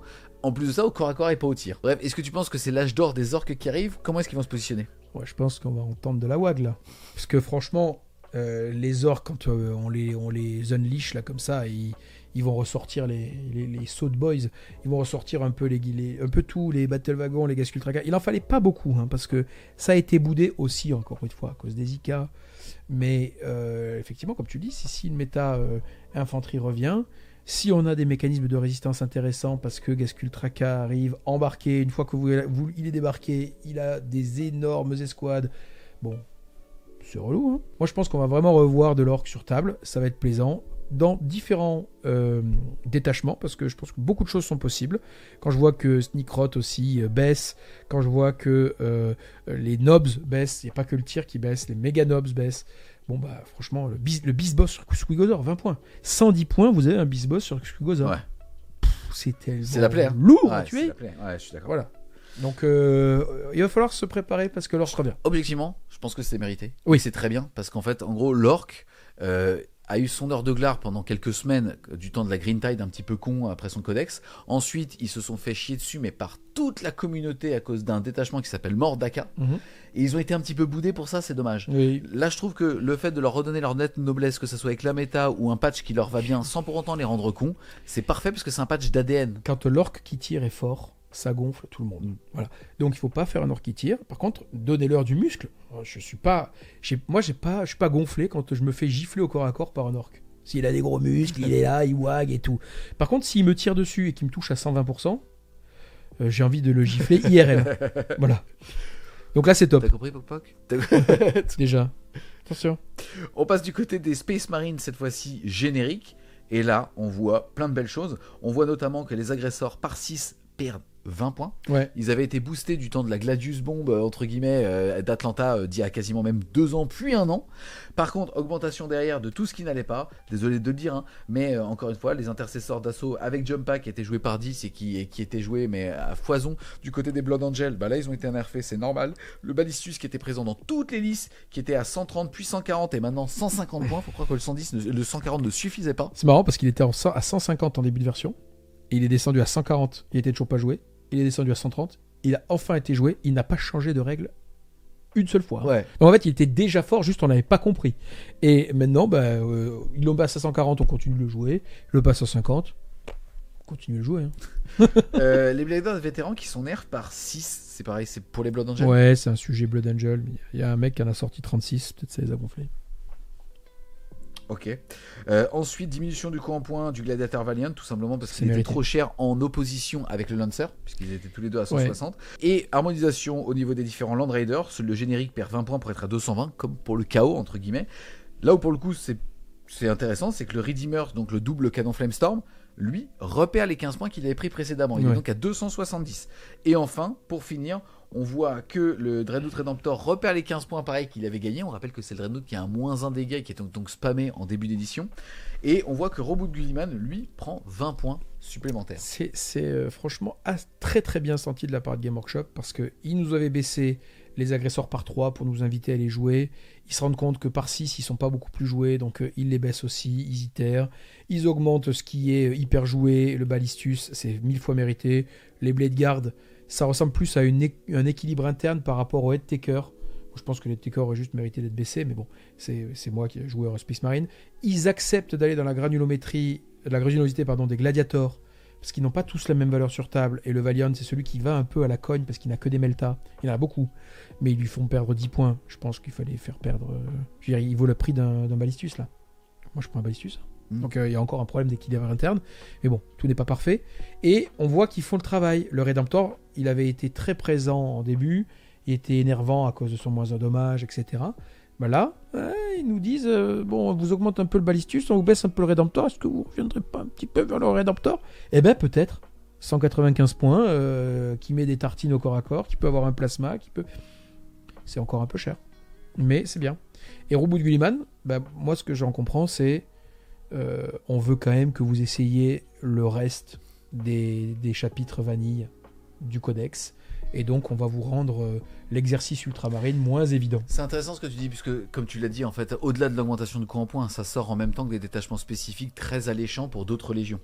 Et donc, j'entends ça, et c'est vrai que pour les joueurs Space Marine génériques, l'ultramarine brillait plus que le reste. Encore une fois, jusqu'à ce que le Blood Angel prenne sa place par rapport à son détachement, l'ultramarine était le seul détachement Marines qui était viable. Donc je comprends parfaitement. Tout à fait. Du côté maintenant des Space Wolf, que de l'augmentation de coût en points. Arjak qui donne un tapé en mourant sur les Terminators. Les Bloodco qui sont boostés mais que par 20. Donc encore une fois, pour empêcher cette optique de swarm au niveau de l'infanterie. C'est à cause de toi ça. Ragnar qui prend 10 points, c'est plutôt légitime. Oui. Les Lieutenants derrière qui prennent 15 points par 3 et 10 points par 6. C'est intéressant. En fait, puisque les Lieutenants avant le codex Space Wolf étaient utilisés entre guillemets comme des PV tampons. Maintenant, ils sont utilisés comme de l'attrition puisqu'ils ont gagné 1 en dégâts. Donc c'est normal qu'il faille les augmenter en coût en points puisqu'ils ont une valeur d'attrition et plus de tanking. Qu'est-ce que tu penses de tout ça ? Je pense que c'est tout à fait normal. Les Thunderwolf, c'est pas en faute. Et par 3, en fait, c'était des unités d'ouverture trop peu chères et trop résistantes. Quand vous aviez 12 points de vie, en du 6, 1 vue à 4, segmenté par 4 PV, pour seulement 100 points, au C2 chacun, ça faisait vraiment trop pour 100 points. Et les faire passer linéairement 115 E, 230 les 6, c'est très bien. Donc non, ils étaient trop peu chers. Et c'est bien. Ragnar a trop de valeur parce qu'en dehors du tapeur mourant, il met des mornifles. Arjak a trop de valeur aussi. En dehors du tapeur mourant, il met des mornifles insupportables. Donc qu'il soit au-dessus de 100 points, ça me paraît être un minimum. Les bleus de clos par 20, je pense que c'était pas nécessaire, honnêtement, parce que je n'ai pas trouvé ça si déterminant. Moi, par exemple, je les ai relevés, je les ai remis par 10. La plupart des gens avaient fait le choix de les mettre par 10. Donc il y a un petit côté chais, mais c'est pas nécessaire. Ragnar, bien sûr, il était à 90 points. Un mec qui fait 10 attaques sustain, 6, moins 3, 2, reroll bless, c'est trop. Donc 100 points, ça me paraît être un grand minimum. Enfin, quand vous demandez aux Eldar ce qu'ils pensent de nos personnages Space Marine, ça les énerve. Alors après, nous, on leur parle de leur hawk et tout, mais c'est des débats. Et tu leur parles de tes grosses couilles ? Alors, non, je les montre. C'est belle réponse. Voilà. C'est ça que je voulais. C'est ça qu'on voulait. C'est pour ça que tu l'as fait la review. Exactement. Mais oui, mais Space Wolf, mon gars, forcément, il y a un peu de testo. On va enchaîner ensuite avec beaucoup moins de testo. Ah oui, mais non. Plus de haine, de l'amour, parce que je vous ai rejoint dans le bien suprême. Non, mes amis. arrête. Au niveau des taux, on rappelle que depuis le 3 juin, il y avait une refonte du système de ciblage, que maintenant c'est très simple, on a une unité qui cible et tout le monde a plus 1 à la capacité de tir pour leur toucher dessus, sauf l'unité qui a ciblé. Donc beaucoup plus simple, beaucoup plus fort aussi. Là, on voit, seule modification des règles, c'est au niveau de la Riptide qui gagne en force sur le Ion Accelerator. Pareil, Game Workshop m'allait expliqué en disant bah oui, mais c'est simple, comme en fait on veut que tous les équipements soient au même prix, ça nous force à de la pertinence par rapport à l'équilibrage interne. Bien sûr. Et donc là, ils boostent la force puisqu'on ne voulait pas jouer en Ion Accelerator. Ensuite, du côté des coups en points, bon bah là les gars, c'est magnifique. On a le commandeur Farsight qui perd 10 points, maintenant Farsight est à 85. Mais c'est très bien, puisqu'honnêtement, son détachement, il avait été boudé, puisque l'effet passif, pour plein d'aspects au niveau des choses. Par contre, les broadside, là, il y a peut-être un sujet de stat check, où en fait, quand l'auto, il va arriver avec 150 PV de véhicule, alors certes, tu pourras toujours jouer qu'avec des secondaires fixes pour le défoncer, donc, indirectement, est-ce que c'est pas la solution ? Là, les broadside à 80 points, ça envoie quand même, hein. Bah, tu peux en jouer 9, quoi. C'est voilà. Et après les cibleurs qui ont perdu aussi 10 points. Honnêtement, moi qui commence le taux, je peux vous dire que je suis ravi. Tous les gameplays, enfin beaucoup de détachements sont jouables. Il y a au moins 3 détachements qui sont jouables. J'ai une question pour toi. Qu'est-ce que tu penses déjà de cet équilibrage ? Qu'est-ce que tu penses du taux aujourd'hui ? Bon, alors le taux dans la méta était très absent. Il n'a pas été de toute façon très présent pendant toute la V10. Il a un petit peu lorsqu'il était en index parce qu'il avait quand même pas mal d'unités qui sont parties légendes qui étaient méga toxiques, que tu pouvais tartiner partout sur la table. Ok. Depuis le codex, c'est pas magique. Pourtant, il y a des ressources qui sont vraiment cool, mais il a vraiment souffert du power creep. Donc, pour l'instant, c'est pas quelques petits points qui vont le rendre immédiatement pété. En revanche, petit à petit, si ces points-là commencent à redonner de la ressource auto de sorte qu'il puisse être un peu en mode moi je suis une exo-armure donc je vais avancer vers toi, tu vas me tirer dessus ou tu vas me gifler, mais je vais être encore là après et je vais tirer parce que je suis une exo-armure donc je suis un véhicule et ça peut être un gameplay qui du coup va moins souffrir du monophase parce que si tu te dis en vrai moi je n'ai trop donc je finis par te charger.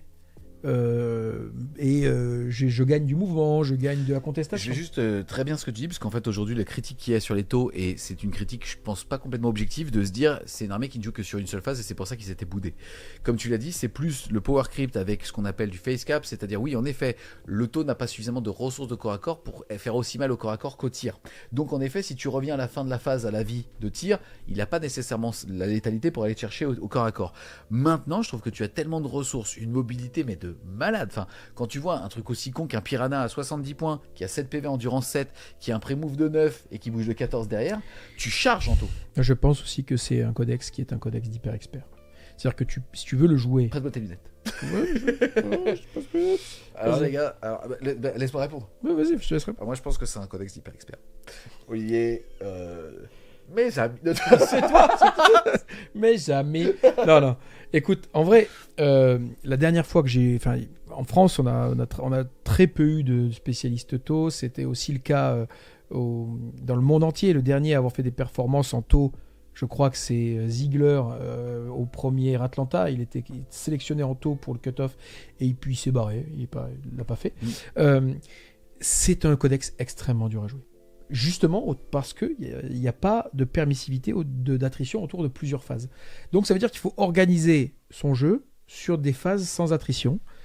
Donc bon, il faut accepter ça. Après, tu te dis, ils ont quand même rajouté beaucoup d'unités. Par exemple, les gorilles, ça donne quand même du répondant corps à corps. Hein. Ça scoute de 7, ça bouge de 7, ça te met des mornifles et des mortels à l'impact. Donc ça te permet d'occuper la table très fort. Derrière, tu as toujours tes ghost kills et tes stealths qui peuvent être infiltrés partout et t'organiser. Tu vas avoir les Skyray qui vont bombarder comme des gros oufs. Tu vas avoir là, maintenant, pour vraiment pas cher, tes packs éventuellement de broadside qui vont s'avancer comme ça. Bonjour, on est 9. Voilà, donc en fait, on coûte 810 points. Donc il te reste encore quand même 1200 points d'armée et nous on est 9. Bon. Ben peut-être qu'il va se développer un gameplay, mais pour ça, il faut aussi des gens qui sont créatifs et tractent la méta. Et c'est malheureux, mais c'est pas un codex qui attire beaucoup de gros talents au niveau, qui peuvent être des inspirations pour la méta. Bon écoute, en tout cas moi les taux, il n'y aura plus d'incitation à aller sur cette chaîne, j'en ai parlé avec mon agent de probation. Et c'est ce que je dis en fait, ça n'attire pas vraiment des gros talents 40K.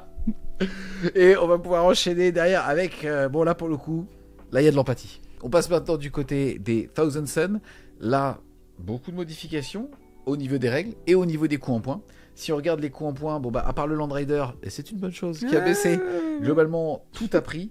Il y avait quand même des grosses aberrations. Hein. Là, les Tsangor sur 10 par exemple prennent 10 points quand on les joue par 3, mais 30 points quand on les joue par 10. Et excuse-moi, mais je trouve que c'est super malin, parce que pour avoir parlé avec beaucoup de joueurs TS, et pas tous beaux, pas tous des belles personnes. Voilà, pas tous à l'intérieur et à l'extérieur, faut le dire.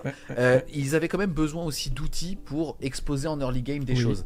Et je trouve ça malin finalement d'avoir fait 60 les 3. Je pense qu'ils sont tous très contents de pouvoir en jouer 2-3 packs pour pouvoir aller sur les objectifs, mettre du 6OC. Avoir des unités à 60 points qui bougent aussi fort, c'est déjà pété. Exactement. Mais au moins, ils ont nerfé l'attrition du pack de 6 avec le sorcier qui les range en range solitaire 18, avec le fatal, le précision. Enfin, c'était un sketch, hein. C'était un sketch. Mais j'ai trouvé, en tout cas, qu'ils n'ont pas fait 15 et 15 par tranche de 3. Ils ont fait 10 et 30. Et ça vous permet d'avoir toujours des unités en early game. Derrière, on a aussi justement l'augmentation de tous les petits personnages qui étaient quand même très forts. Le fait que Magnus va prendre 15 points, mais il y a une explication, c'est qu'ils veulent nerfer le mécanisme donc de rituel cabalistique. Et je vous le dis tout de suite, ça veut dire que maintenant, vous ne pouvez plus tenter de manifester plusieurs fois le même sort. Avant, vous pouviez tenter de manifester plusieurs fois le même sort s'il n'était pas passé. Ça a sauté. Et donc tout ce qui va avoir une valeur de plus 2 au cast est cher. Parce que c'est normal. Là, Magnus, c'est pour ça qu'il a pris 15 points. Derrière, les rubriques ont pris que 5 points. Il y avait quand même du spam dans toutes les listes de beaucoup de rubriques, donc je trouve que c'est plutôt cool. Les Terminators aussi qui perdent 15 points par 10, c'est peut-être une nouvelle optique de jeu qu'il va falloir aller découvrir. Donc voilà, je trouvais ça plutôt pas mal. Et les robots qui perdent, là pour le coup je suis surpris. Je pensais qu'ils allaient à minima les laisser, parce qu'il y avait quand même un mécanisme d'infiltration qui pouvait faire assez chier quand même. Là, ils te permettent de les jouer, t'en as 2 pour 80 poins, c'est vraiment donné. En même temps, c'est bien de donner un peu d'oxygène aux mecs pendant que tu les tabasses. Quand tu le noies le gars, de temps en temps, tu le ressors de l'eau, tu vois. Tu tires la chasse. Alors oui, pour qu'ils respirent, Exactement. les effluves. Et qu'est-ce que tu penses au-delà de l'augmentation et de la diminution des tests? Est-ce que tu penses qu'ils sont réellement morts ou non, ils deviennent, on va dire, standard? Alors, je pense que ils ont bien travaillé pour limer tout ce qui était un peu frustrant, ces unités de biquettes qui te défonçaient des véhicules à 36 pouces en étant agent solitaire. C'est absurde. Ils ont augmenté aussi le prix marque qui a un impact sur la partie qui est énorme, donc 435 points, ok. Ce qui est un peu dur, c'est la suppression de la redondance des castes pour arriver un jour à manifester le spell. En même temps, les TS donnaient l'impression de jouer en mode sans échec. Parce que, oui, j'ai 30 casters, je suis pas satisfait de mon spell, non, je paye pas un PC pour relancer le spell. Donc ça va avoir de la valeur, du coup, Grand Coven. Non, je vais juste passer au suivant et tenter de le relancer, parce que de toute façon, même je n'aime pas utiliser le 3e dé, parce que mes 2 premiers dés sont pas assez intéressants. Je fais, écoute, gros... tu vois vraiment trop dans l'avenir là. Ouais. Donc ça c'était quand même des mécanismes et ils se permettaient même de faire croire que c'est du skill. Et alors, les plus osés allaient jusqu'à nous faire croire qu'ils étaient bons. C'est malheureusement ceux qu'on fréquente, Olivier. C'est vrai. On a ciblé personne. On a nommé personne. Mais Mister. Arrête, j'ai dit personne. Voilà. Bon, en tout moi cas, j'en connais qu'un. Non, mais je pense pas qu'il soit mort. Faut arrêter. Il faut pas non plus se mettre sur le flanc et couiner. C'est pas vrai. Ils ont pris un coup de pelle. Là, David Copperfield, il a pris un coup de pelle. Il n'y a pas de problème. En fait, je veux juste revenir sur un truc. Là, pour l'instant, à part pour la Death Guard, mais ça a déjà été nerfé, on était quand même dans cette vague de sortie de Power Crypt avec Thousand Sun, Death Guard, World Eater. Et c'est normal, entre guillemets, que là, eux, puisque c'est sur eux qu'on vient de s'arrêter, et ça sera la même chose quand on parlera du World Eater et ainsi de suite, redescendent.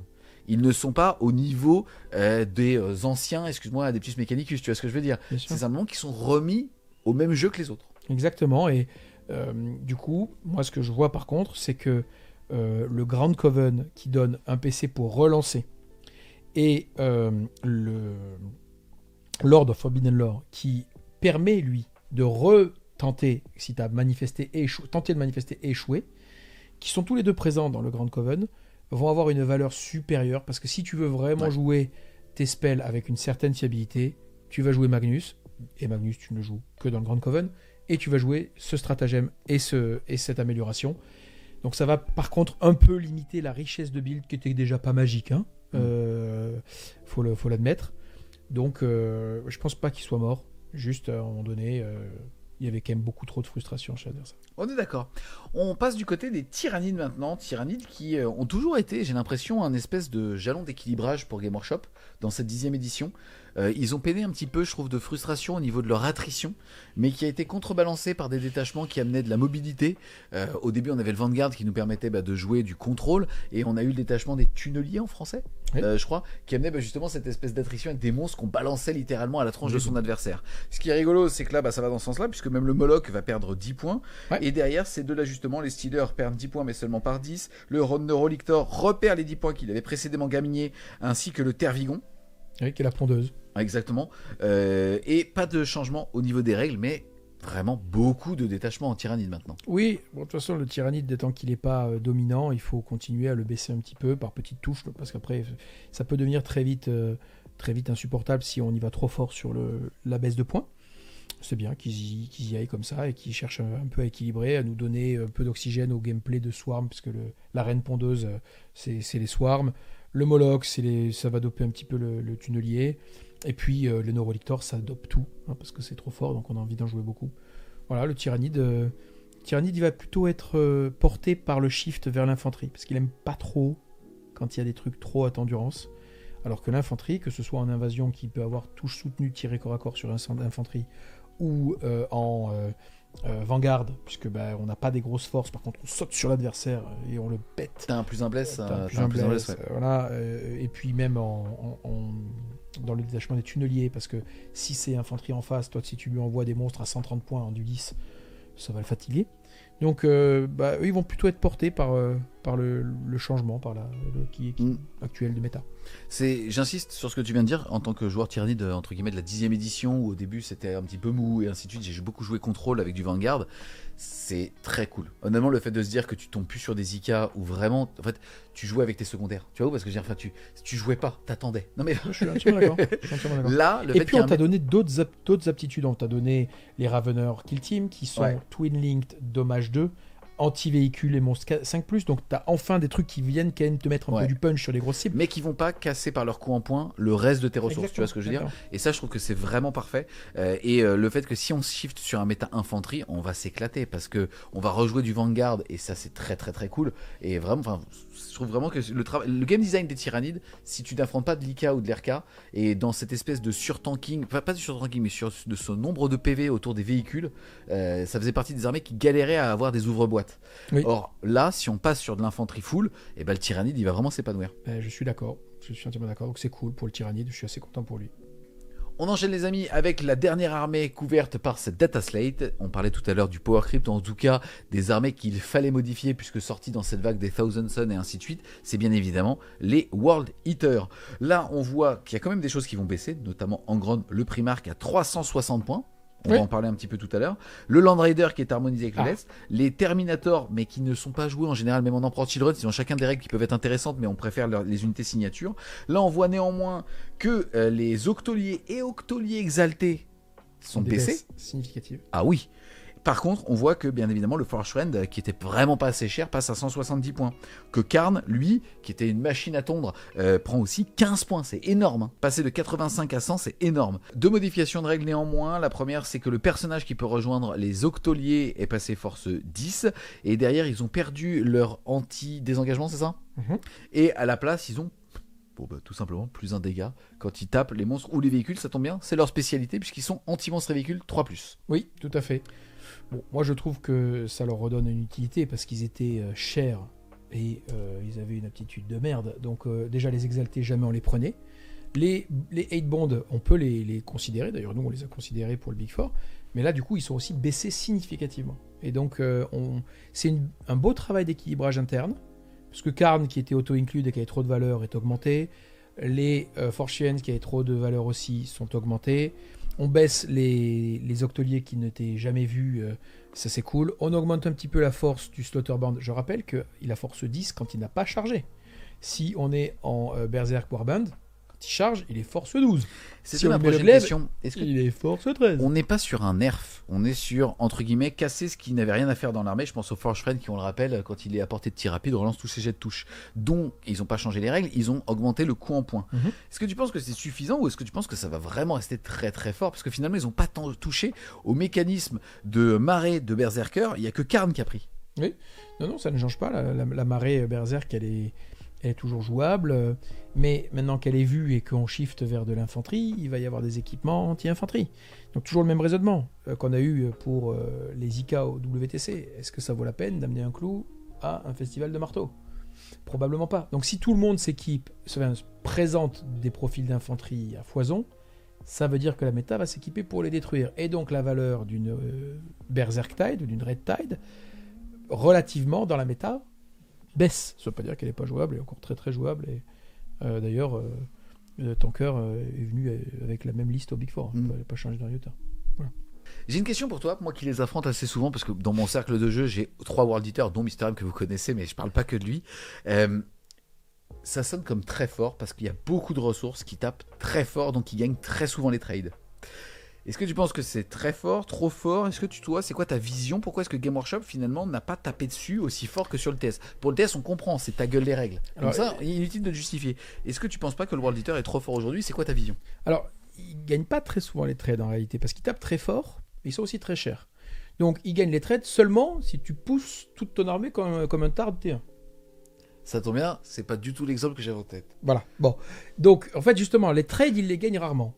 En revanche, ils ont des mécaniques extrêmement fortes de mobilité, piline conso de 6, extrêmement fortes aussi d'adaptation d'attrition, létale ou soutenue, suivant si tu as suffisamment de force ou si tu n'en as pas assez, qui font que, c'est quand même c'est des mecs un peu énervés au corps à corps. Donc, mis dans des mains expertes, et avec un peu de ressources d'appariement, ça marche très bien. En revanche, sur des tables très ouvertes ou avec des layouts double, enfin des patrons de table Game Workshop ou UKTC, c'est-à-dire anglais, eh ben, c'est nettement moins efficace. D'accord, c'est vraiment dans le contexte européen avec ces fameux layouts. Et le contexte d'équipe, parce que si tu as un tout petit peu de ressources pour qu'on te donne les bons match-ups, tu peux vraiment les pulvériser. Si par contre, tu es complètement randomisé sur qui on t'attribue, eh ben, tu peux te faire péter. Par exemple, si tu vas à un tournoi solo avec la Red Tide, dès que tu tombes sur un CK, ta run s'arrête. Or, si jamais il y a 30% de CK au tournoi, c'est pas juste 1 parmi 8 sur un roster où on va te donner un peu de ressources pour l'esquiver. Oui, tu peux t'as pas toutes les rendre. Ouais. Voilà. Donc, non, c'est pas extrêmement fort. Et pour l'instant, quand même, il faut rappeler que Game Workshop considère que son jeu est un jeu solo, alors que c'est un jeu asymétrique. Donc, de mon point de vue, par essence, en équipe. Yes, on a fait le tour de cette petite data slate. Globalement, encore une fois, un énorme travail de l'éditeur. Oui. J'ai l'impression qu'on aura dit que ça de la 10e édition, mais... Non, des fois, on a gueulé. Oui, mais sur les datas, je trouve qu'ils ont vraiment été réactifs sur cette saison-là. Et franchement, c'est très très cool. Moi, c'est simple, toutes les armées que je joue, j'ai envie de les rejouer.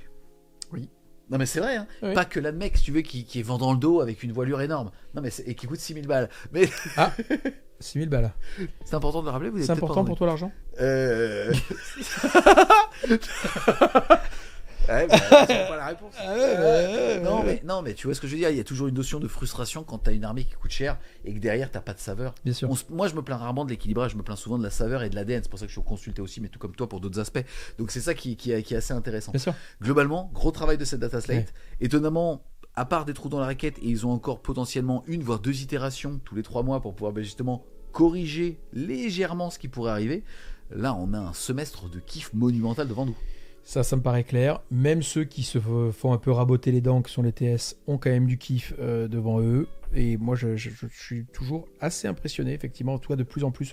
Impressionné, il faut raison garder. Mais je suis dans le kiff quand je vois que l'éditeur, désormais, semble vraiment avoir à cœur de nous proposer un méta déjà changeant, donc mise à jour, et un méta équilibré. Ça ne l'intéresse plus de laisser traîner des trucs qui sont pétés pendant 1000 ans, qui génèrent énormément de frustration, qui leur génèrent aussi énormément de retour, de remontée d'égout en fait. Ouais.